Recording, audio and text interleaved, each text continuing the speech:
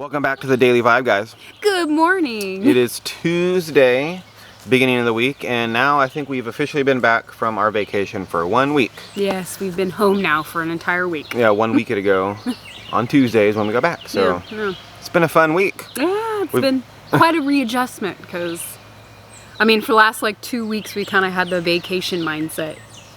Well, yeah, the week before we were leaving because we knew we were leaving, and well, I was gonna say because we had to prep, right? Clean the house, do laundry, pack, you know, and all then, that good stuff. Yeah, and then we were gone all last week, But we've been back for a week now. We have gotten a lot of stuff done around here. There still needs to be more. I got to get some computer work done today, but if I can get that done in time, then I'm gonna be working outside for a little bit. There's some stuff I want to get cleared out, so yes, things. I have to go into the big city today. I have a doctor's appointment. Yep. And this is one of the downsides of living way out here in the sticks, is because I literally got to drive like an hour all the way into town for like a 15-20 minute doctor appointment and then come all the way back. Yeah. So well, you get used to it, but yeah, only 15 minutes, that's kind of a bummer, but yeah, it is what it is. Got to get my doctor's appointment done. So. Yeah, and there's nothing closer, so yeah, you have to go. Yeah, that's all right, though. It's okay. It'll be a nice little drive. Not a big deal. Get to hang out by myself. Yeah. We got to keep an eyeball on all the animals around here. I'm looking at Lillian right now. Oh, I see her. Well, there's neighbor dogs out here, and they bark, and they make noise, and so all the dogs kind of, you know, their ears perk up, and what's that over there? Yeah, they start barking. And Lillian has found her voice as well, because anytime the big dogs bark, she feels that she's got to bark too. Yeah, she feels like she's all tough all of a sudden.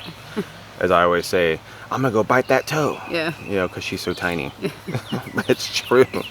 So, and speaking of other animals too, so you guys know we have a bunch of cats. Well, one of them, Shadow, she's been missing for like a week. Yeah. For like a week. We haven't seen her. When we first got back, she asked me, did you see Shadow outside last week? And I could have swore that I seen Shadow, but it could have been Blue. Because Blue, she was all big and chunky, and that's how I kind of knew who Blue was, because they all look very similar. But Blue's lost a lot of weight since we were gone. And so I could have seen Blue and thought it was Shadow.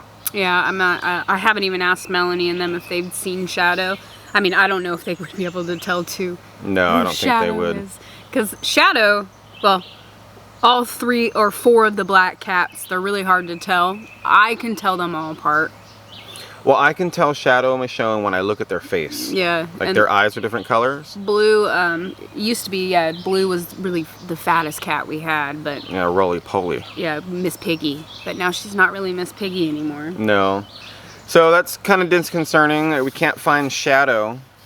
She's been missing in action for a little bit. You looking for Lillian? Yeah, she's over there. Okay. She's been missing in action for about a week, so I don't know. That's pretty, you know, for a week to be gone out in the woods like this, so yeah, pretty sure she's gone. Yeah, I'm gonna just hope that she's... I hope not. Yeah, found just a home to live in. Yeah, I mean, there are neighbors out here, right? Yeah, so there are other houses. They're not super close, but I mean, someone could have picked her up on the side of the road. She doesn't have a collar. No. They did, but all the cats got rid of their collars. Either broke them off or... Yeah, the only cat that has a collar on right now is Michonne. Yep, so that's kind of a bummer. That makes me feel bad, but... I miss Shadow. I like Shadow. Yeah, and there's nothing we really can do about it. You can't go look for her. Well, we tried. I mean, I've been calling her and stuff like that. I was calling her this morning again just to see, but I don't know where she's at, because I've seen her over there at the neighbor's property hanging out in the trees. I've seen her back in this area behind the camera here hanging out. I've seen her down the road in the clearing over there. Yeah, all our animals pretty much have free reign around here, and they all pretty much stick to right here. They do. Like 99.9999% of the time. So yeah, Shadow and Michonne and Blue are like the only ones that really, like, I guess they sleep in the woods. Yeah, but I don't think they really go past the clearing too much. I think they're just right here in this wooded area, and like right over here for the most part. Maybe by camp. They just hang out, but then every morning they come back because that's when it's feeding time, right? Yeah, it's breakfast time. Michonne and Shadow, they would always be in our tents. Yeah. Hanging out. Not sure. Like I said, it's kind of a bummer we can't find her, but maybe she'll just show up again. Who knows? Maybe Maybe she's wandering around for a little while. That happens too with cats. They can disappear for a week and then... I mean, that's happened with David. He said Ryder disappeared for like a whole week. Yeah, well... And then all of a sudden just showed back up. Yeah, Ryder I understand because he's a male. Well, he's a male. Yeah, he was out there. And he's not even fixed yet, so... Yeah, he was out there searching. Yeah, looking for kitty cats. Yeah, so... But, we'll see. Not Michelle, or Shadow, she's fixed. She's a female, so I don't know. I don't know. I don't know. It is what it is. Hopefully she turns up, though, because I like Shadow. But today, guys, is the 79th anniversary for D-Day. Yes. The invasion on Normandy. Well, for Europe, pretty much, for World War II. So, it doesn't seem like, you know, it seems like that's a long time ago, 79 years, like, man, that's a long time. But in all reality, it's really not that long ago that happened.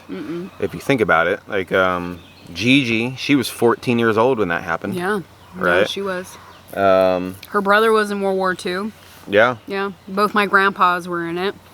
So I'm sure a lot of you guys either knew or know people that were in the war, right? Aunts, brothers, moms, dads, or whatever, right? Yeah. Different things, not really moms, but dads, right? Maybe if she was like MedCorps or something. Maybe, yeah. But anyway, yeah. Factory. 79 years ago that we invaded the beaches, and I'll tell you this right now, man, I would have been scared to death if that would have been me. Yeah, so, that would have been pretty freaky. And I used to think about that all the time because I was in the Army, and my favorite, I'm not like an expert or nothing, but like I really, really, really like military history, and the whole World War II era is like my favorite time period to learn about. Yeah. Personally, right? I don't know why, it's just so fascinating, everything that happened. But so back in Vegas, right? I was basically communications. I was basically a cable guy when I first started out. Okay, I'd go into people's houses, fix their internet, their TVs, their phones, their security systems, different things. And I remember getting a work order, and it said elderly gentleman's having problems with his internet. You know, the same thing. I'm like, all right. And so I go to this guy's house, knock on the door, and this old man opens the door, and right away I notice he's got a hat on, you know, and it's one of the veteran hats that you guys seen, right? And it said World War II veteran. I was like, oh man, you don't see too many of those guys. No. Right? You just don't, because they're older now like that. Like they'd be like in their hundreds right now, 98, 99, 100 years old. Yeah. For someone that's in their 20s, you know, in war. And so, you know, I instantly, I shake the guy's hand and start talking to him, and then proceed to basically fix his internet problems that he was having. And usually when I go to a customer's house, the problem's fixed, I'm out of there in like 5 minutes. About that, right? Because we got a lot of things to do.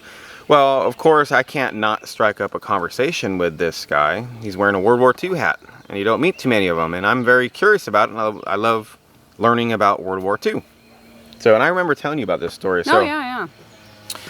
So, I'm talking to the guy, and I don't remember what unit he said he was in, but he was actually on Omaha Beach invading on D-Day. Wow. Okay, so, and get this, guys, he was a combat medic. Yeah. So, he was telling me that, and I was looking at the guy. I said, sir, you shouldn't even be here. Like, I'm sorry, you should be dead. Your job that you had to do. So, combat medics, he's the ones, if you guys seen, like Saving Private Ryan, for example, just use that movie. Like, when people are getting shot and killed, the combat medics are the ones stopping, you know, and trying to repair people as bullets are flying by. And can you guys even imagine, like, trying to run up this beach, machine guns are, you know, shooting at you, bombs are going off, all this stuff, and your job is to stop with this helmet on with a big red cross on it. It's kind of like a target. And, you know, tourniquet someone's blown off leg, or fix a bullet hole, or do this, and that's your job. Like, I'd be scared enough if I'm running full force up to the beach, trying to get out of harm's way, dude. And these brave guys, man. I mean, everybody was brave. I don't care what your job was, but these combat medics, man, I can't even believe it. So I start talking to the guy, and he tells me all these stories, And at first, like, I believe the guy 100%, I did. But you're always a little skeptical, just a little tiny bit, right? At least I am, just a little bit. Maybe it's, you know, it's a tall tale, maybe whatever. But no, then the guy's like, here, I want to show you something. And he walks over and he pulls out a photo album, right? I'm like, looking, and he opens it up, and it's all these pictures from D-Day that I've never seen before. Yeah. I'm looking at them like, dude, these need to be like in a museum. In a museum somewhere. And there was a photographer in his unit, and these pictures were not like during the fighting, because he didn't have time for that. No, of course not. You know? Nobody did. I mean, there are some. Oh yeah. There were actual like video cameras. Yeah, and like there were actual like photographer, that was your job. Just take pictures. Yeah, you still had a rifle, you had different things, like obviously, but that was like your job, was to like document stuff. It really got more in like Vietnam era, when they had like civilians come in and different things. But anyway, World War II, they actually had photographers and journalists and different things. Yeah. And so anyway, he showed me this photo album, and I was looking at it, and I ended up being at the guy's house for like an hour and a half, and almost got in trouble for my boss and stuff, but I didn't, because I explained. And so he showed me all these pictures, and it was nuts. It was crazy. Yeah. I mean, you see all the vehicles coming up the beach, past like the tank barriers and all these different things, and people setting up camps, and a bunch of German Nazi soldiers, you know, all, you know, in the lines and different things, and they're getting patted down, and it was insane. Yeah, that is like crazy. all these pictures. And so the second I seen that photo album, and I've never seen these pictures, and I've scoured looking for pictures for different things, and there's not too many out there. There are, but there's not. I totally believe the guy. Oh yeah. Like, there's no more skepticism left in my body for him. And yeah, what an amazing feat, guys. The world banded together. It wasn't just the United States, it was everybody. It was our allies. Everybody banded together to face tyranny during that time, that time frame, and brave people are the ones that made it stop. So oh yeah, of course. Yeah. it was really cool to meet that combat medic. It was an honor for me to meet him. I mean, it's hard to explain, guys. Yeah. Like I said, because that guy shouldn't even be alive. No, shouldn't be. The poor guy, and I'm just babbling on now, but every time I see someone, like a Vietnam guys wearing the hats, I've seen Korean War, I've seen Iraq War, like the first Gulf War. I try to always like walk up to the guy and tell him, thank you for your service, I appreciate you. I think that's very important. Yeah. I think this country needs to recognize its veterans just a little tiny bit more, and not even me, just in a general whole. Yeah. Because without veterans, men and women now, without people that do that, I mean, we wouldn't have a country, and we wouldn't have the freedoms we have. So it's true. I think it's very important. So here's something for you guys to do today on the anniversary D-Day. How about you guys go thank a veteran? Yeah. Just say thank you. Yeah. Brother, sister, aunt, cousin, nephew, whatever. Yeah, friend. Text them. Yeah. Maybe write a letter. Do something, right? And just say, you know what, thank you. Yeah. We really appreciate you guys, because it means a lot. Yeah. So that's just a little story, guys. Yeah. I got the pleasure of meeting a combat medic on Omaha Beach on D-Day, and he invaded, and he told me a whole bunch of stories. I'm not going to get into those stories. Pretty gruesome stuff, right? Oh, he didn't go into detail, because even though it was such a long time ago, they still don't really like talking about stuff, and I didn't ask him to, but he did tell me some things. Yeah. So it was with my my grandpa. He never talked about it ever. Yeah. I mean, I don't. I only don't blame stories. him. Yeah, the only stories I know about what he went through during World War II is because like my mom told me or my grandma told me. It's all secondhand. Yeah, I never heard it from him though. I mean, there's stories I haven't said in Afghanistan when I went. Yeah. I mean, nothing even remotely the same as having to deal with World War II or Vietnam or D-Day or Korean War or any of those stuff. Like I think, like the war in Afghanistan and Iraq, the most recent one. There's some pretty bad stuff that happened there, but different type of war. Different type of 100% different type of war. Yeah, different type of war over But there. the poor soldiers, in my opinion, in the previous wars, like Vietnam and World War II, man, like I can't even imagine. I can't even imagine. And with Vietnam, I don't think we give those soldiers as much credit as they deserve either, personally. No. That's my opinion. Yeah. They were treated like trash when they came back, and that's horrible.